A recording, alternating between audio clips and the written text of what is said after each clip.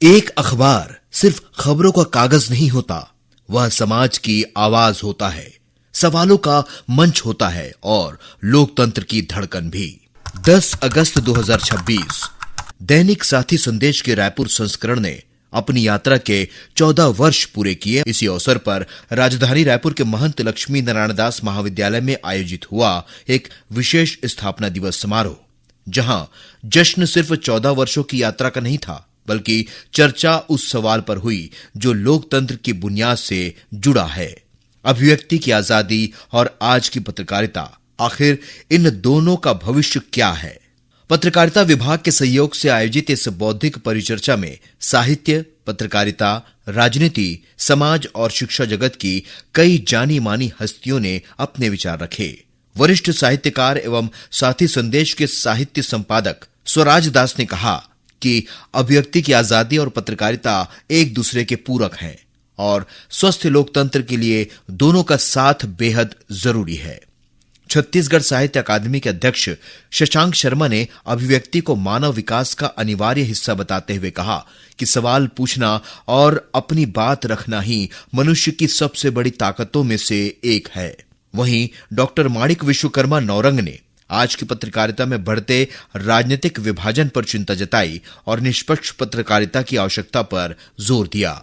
Doctor Mahendra Kumar Thakur ने पत्रकारिता को देश के प्रति समर्पण से जोड़ते हुए कहा, पत्रकारिता देश के लिए होनी चाहिए। छत्तीसगढ़ राज्य दिव्यांग जन वित्त एवं विकास निगम के अध्यक्ष लोकेश कावड़िया ने कहा कि साथी संदेश के संपादक मलय बनर्जी को वे बचपन से जानते हैं। उन्होंने मलय बनर्जी के संघर्ष और अनुभवों को पत्रकारिता के विद्यार्थियों के लिए प्रेरणादायक बताया।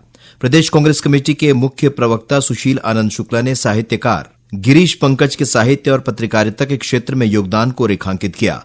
वरिष्ठ समाजसेवी डॉक्टर राकेश गुप्ता ने छत्तीसगढ़ में पत्रकारिता शिक्षा के शुरुआती दौर और महंत लक्ष्मी नारायण दास के योगदान का उल्लेख किया।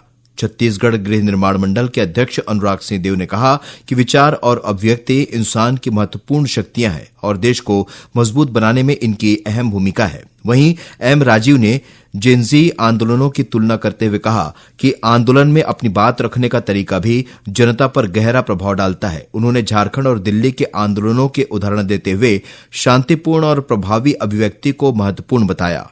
कुल मिलाकर समारोह में पत्रकारिता के संघर्ष, अभिव्यक्ति की जिम्मेदारी और समाज में सकारात्मक विचारों की भूमिका पर जोर दिया गया। परिचर्चा में सिर्फ पत्रकारिता की बात नहीं हुई, बल्कि नई पीढ़ी यानी जेनजी और उसके विरोध के तरीकों पर भी गंभीर विमर्श हुआ। वक्ताओं ने हालिया जेनजी आंदोलनों का उल्लेख करते हुए कहा कि लोकतंत्र में विरोध करना नागरिक का अधिकार है, लेकिन विरोध की भाषा और उसका तरीका भी उतना ही महत्वपूर्ण है। संदेश स्पष्ट था, आवाज उठाइए, सवाल पूछिए, असहमति दर्ज कराइए, लेकिन मर्यादा और जिम्मेदारी के साथ। एक बात लगभग सभी वक्ताओं के विचारों में समान थी, अभिव्यक्ति की आजादी अधिकार है, लेकिन उसके साथ जिम्मेदारी भी जुड़ी है।